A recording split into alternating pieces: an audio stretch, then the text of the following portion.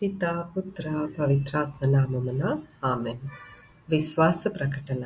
యేసువా, మీ మరణమును ప్రకటించెదము, మీ ఉత్థానమును చాటుదము. మీరు మరలా వచ్చు వరకు వేచియుందుము. త్రిత్వైక సర్వేశ్వరుడికి ఆయన చేసిన సకల మేలులకు గాను స్తుతి స్తోత్రములు అర్పించుకుందాం. ప్రేమగల తండ్రి, హల్లెలూయా స్తోత్రము. నిత్యుడగు తండ్రి, హల్లెలూయా స్తోత్రము. పరలోకపు తండ్రి, హల్లెలూయా స్తోత్రము. యేసు సుందర నామమునకు హల్లెలూయా స్తోత్రము. దేవుని వాక్కు అను నామమునకు హల్లెలూయా స్తోత్రము. యేసు ఘనమైన నామమునకు హల్లెలూయా స్తోత్రము. యేసు మధుర నామమునకు హల్లెలూయా స్తోత్రము. పవిత్రాత్మ దేవా, హల్లెలూయా స్తోత్రము. సత్యస్వరూపియగు ఆత్మ, హల్లెలూయా స్తోత్రము.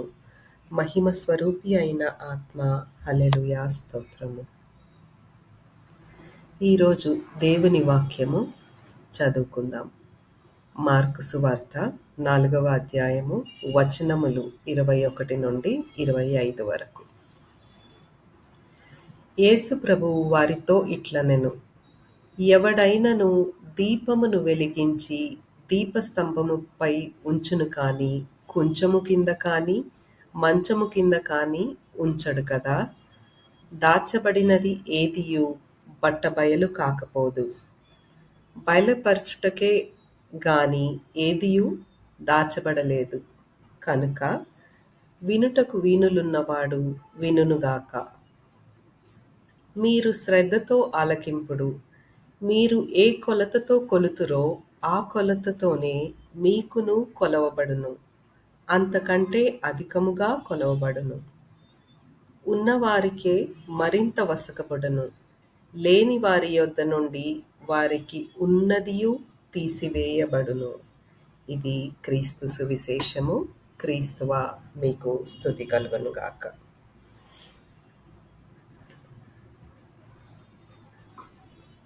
వాక్యాన్ని ధ్యానం చేద్దాం. దీపాన్ని లేదంటే ట్యూబ్ లైట్ని ఎత్తైన ప్రాంతంలో ఉంచుతాం. ఎందుకని? రూమ్ మొత్తము వెలుగు నింపబడాలని. అలాగే దేవునికి కూడా ఎత్తైన లేదా ప్రథమ స్థానం ఇవ్వాలి.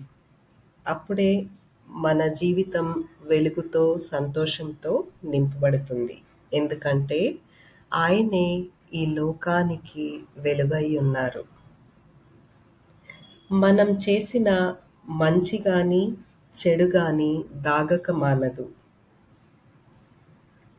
క్రీస్తున్న కాలంలో ప్రధాన యాజకులు ఆయన చనిపోయాక ఆయన ఉత్థానం అవ్వలేదు, ఆయన శరీరాన్ని శిష్యులే దొంగిలించి తీసుకెళ్లారు అని ప్రచారం చేయటం మొదలుపెట్టారు. అయినా నిజం దాగిందా? ఎందరో ఆయన్ని విశ్వసించి ఇప్పుడు దేశమంతా క్రైస్తవ్యమే పెద్ద సంఘంగా మారింది. మనం ఎలా అయితే మన తల్లిదండ్రులను చూస్తామో మన బిడ్డలు కూడా అలాగే మనల్ని చూసుకుంటారు. ఆధ్యాత్మికంగా చెప్పాలంటే మనం చేసే మంచి పనులకు గాను దేవుడు కొలిచి తన రాజ్యంలో మనకు తగిన స్థానం ఇస్తారు. ఈరోజు దేవుని వాగ్దానము. నేను మీకు ఆరోగ్యమును దయచేసి మీ గాయములను మాన్పుదును. ఇర్మియా గ్రంథము 30వ అధ్యాయము 17వ వచనము. I will restore health to you and your wounds I will heal. Jeremiah chapter 30 verse 17.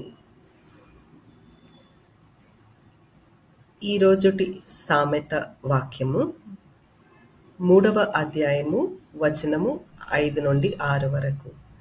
నీవు మనస్ఫూర్తిగా దేవుని నమ్ముము, నీ తెలివితేటల మీద ఆధారపడకుము. నీ కార్యములన్నింటను ప్రభువుని స్మరింపుము, అతడు నీ పనులను సులభతరము చేయును. ప్రార్థించదము. ప్రభువా, నీ కాపుదలలో మమ్ములను సంరక్షించినందుకు వందనములు ప్రభువా. మేము చేసిన పాపములకు గాను మాకు మన్నింపును దయచేయండి. మంచి ఆరోగ్యంతో, శాంతి సమాధానంతో మమ్మల్ని దీవించండి. మా భారములన్నిటినీ, మా బాధ్యతలన్నింటినీ మీకు సమర్పిస్తున్నాము. వాటిని సులభతరం చేయండి. మా రాకపోకలయందు మమ్మల్ని కాచి కాపాడి సంరక్షించండి. మేము మీ రాజ్య విస్తరణకు పాటుపడేలా దీవించండి ప్రభువా. మా ప్రార్థనను యేసు పవిత్ర నామమున అడిగి వేడుకొంచున్నాము తండ్రి.